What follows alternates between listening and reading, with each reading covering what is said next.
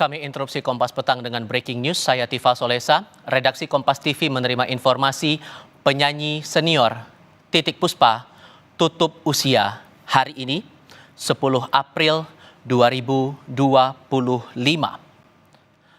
Sebelumnya, saya juga menyampaikan informasi beberapa jam yang lalu, tepatnya pada siang tadi. Visual yang Anda lihat tadi adalah perwakilan dari keluarga yang saya temui sekitar pukul 11 waktu Indonesia bagian Barat di Rumah Sakit Medistra, Jakarta Selatan, tempat di mana Titiek Puspa dirawat. Dan saat itu pihak keluarga menyampaikan kepada saya bahwa Titiek Puspa sudah dirawat di Rumah Sakit Medistra sejak akhir Maret 2025 lalu, persis mendekati Hari Raya Idul Fitri, dan disampaikan saat itu oleh pihak keluarga bahwa Titiek Puspa dirawat dalam kondisi mengalami pendarahan otak pada sebelah kiri.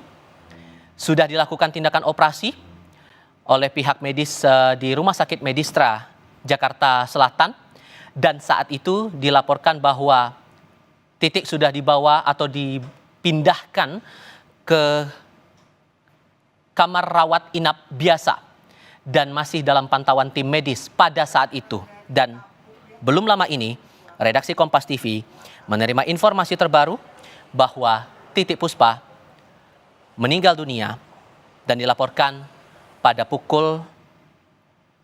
mendekati pukul 5 sore waktu Indonesia bagian Barat. Untuk Anda yang baru saja bergabung bersama kami sampaikan kembali kabar duka datang dari industri hiburan tanah air. Penyanyi senior Titiek Puspa berpulang hari ini jelang pukul 5 sore waktu Indonesia bagian Barat, tutup usia pada umur 83 tahun.